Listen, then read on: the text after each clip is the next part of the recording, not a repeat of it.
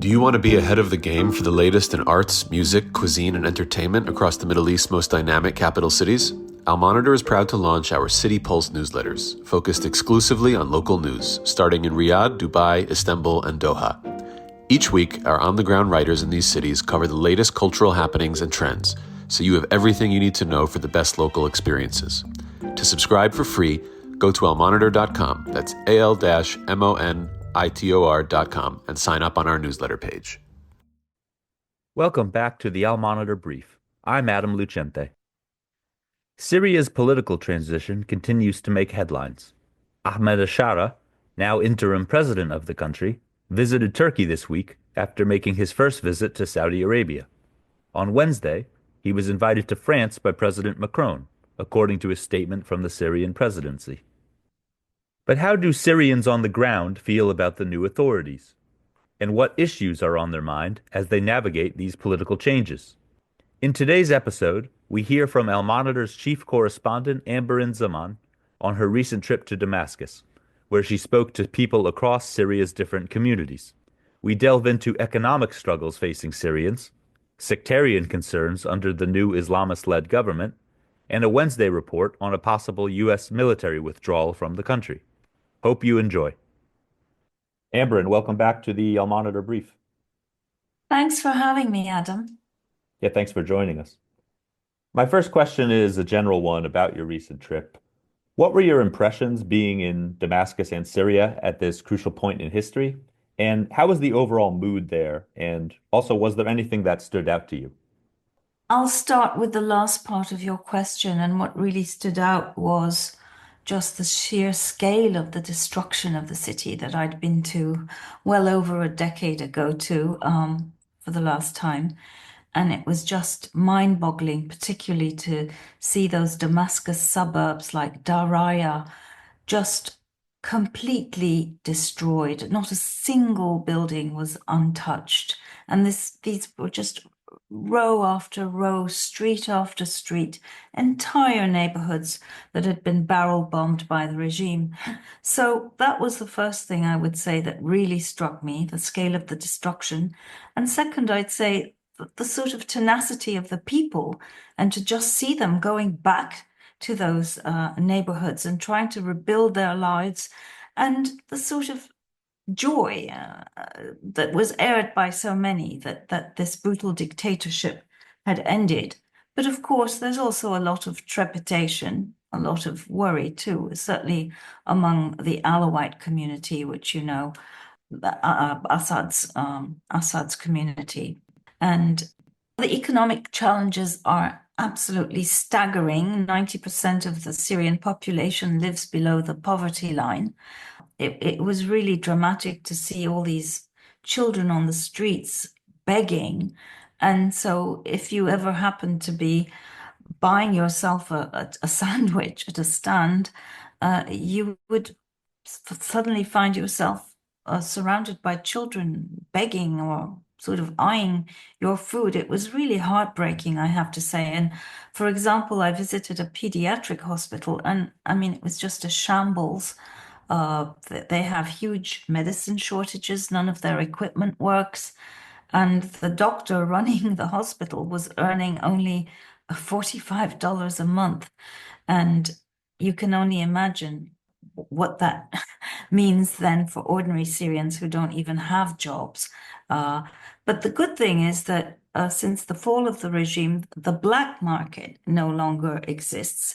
So the prices of food and of fuel have gone down, but that's not to say that that's making a significant impact yet.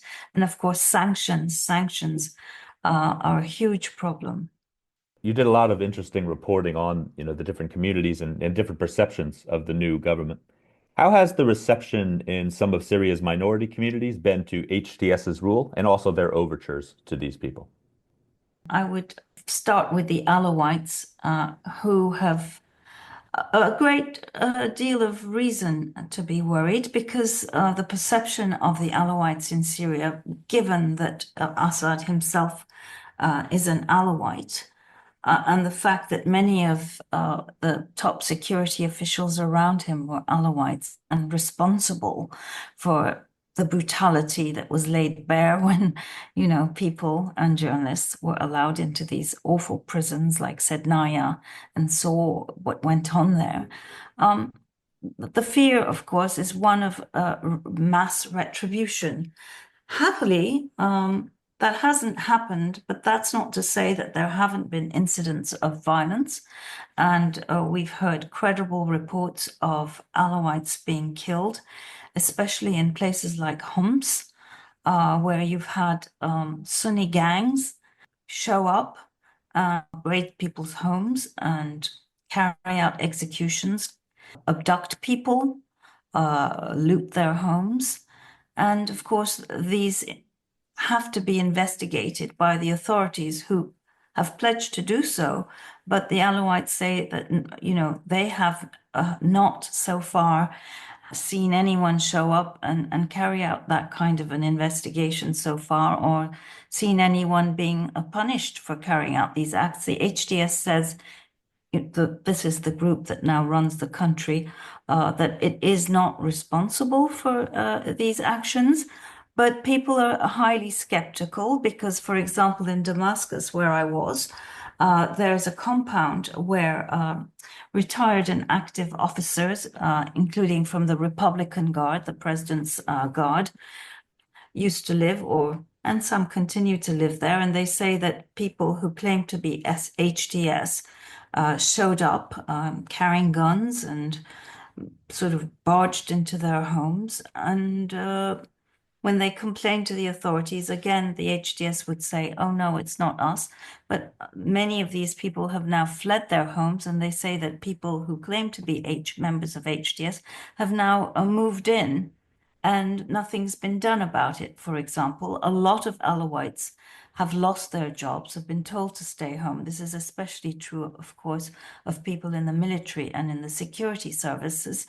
And there's something called this reconciliation program, whereby Alawites and others are invited to come in and turn in their weapons.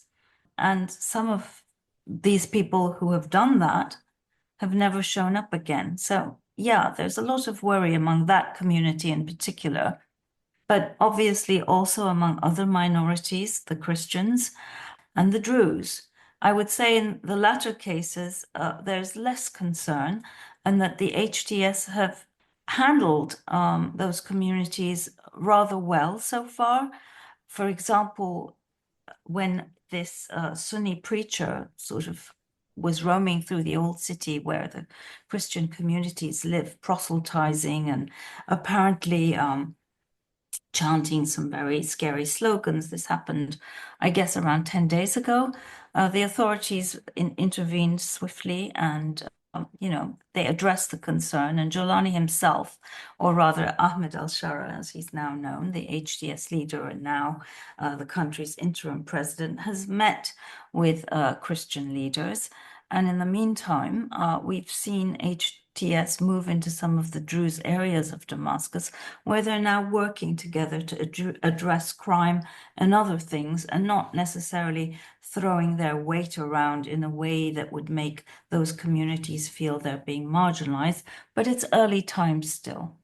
Don't go anywhere. We'll be back with Amberin Zaman after this short break.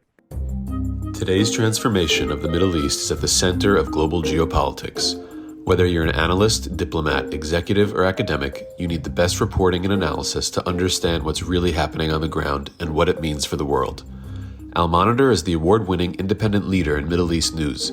From Riyadh to Beirut, Abu Dhabi to Doha, and Baghdad to Tehran, our team of over 100 expert journalists report daily on the top stories driving the regional trends.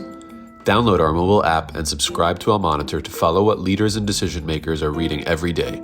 Go to almonitor.com, that's AL-MONITOR.com, and use promo code POD25, POD25, for a discount.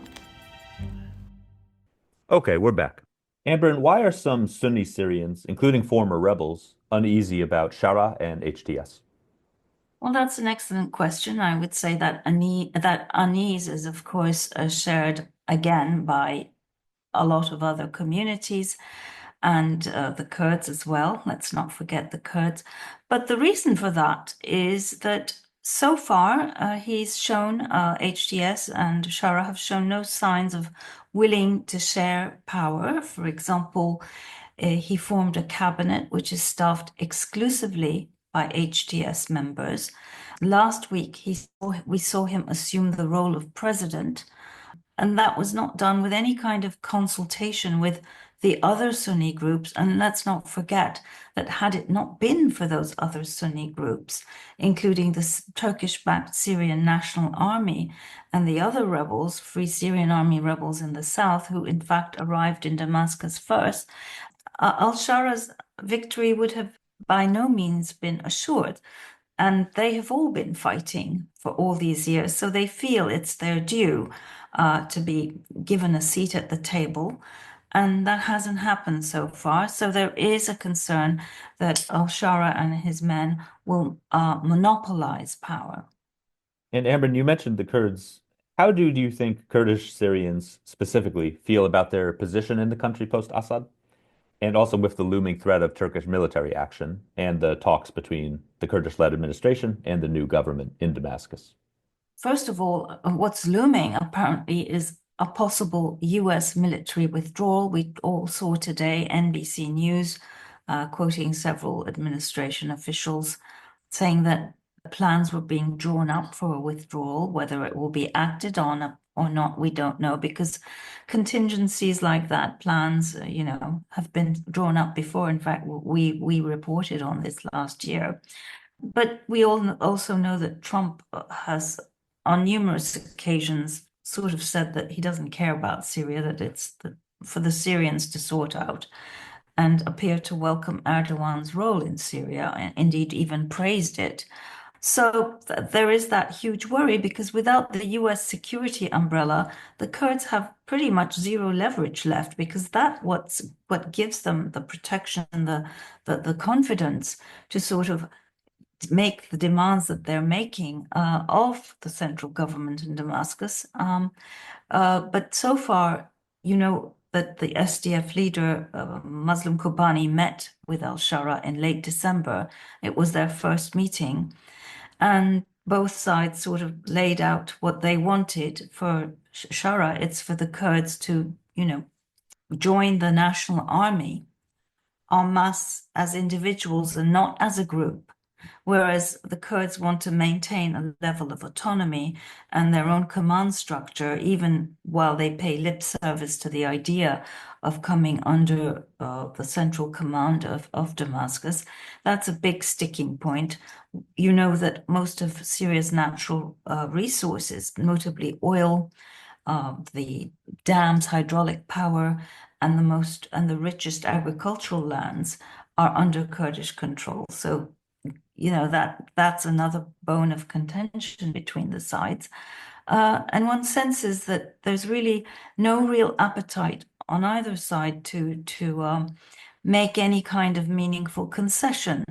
And as you say, in the background, there's Turkey, who has fairly good relations with the HTS, though I wouldn't say that they're as close as they are between Turkey and the Syrian National Army. So all of that, of course, puts a lot of pressure on the Kurds, makes them very vulnerable because they have fewer levers. And at the same time, of course, Iran is out. The Russians are out. So there are fewer actors with whom they can play to sort of offset, one, or rather play one against the other as they have in the past. But whether they're fully aware of the degree of their own vulnerability, I question that, to be honest. Amberin, thank you so much for your time, and we look forward to more of your reporting. Thank you, Adam. Thank you. Thanks for listening to the Al Monitor Brief. Follow Al Monitor for more on the stories impacting the Middle East.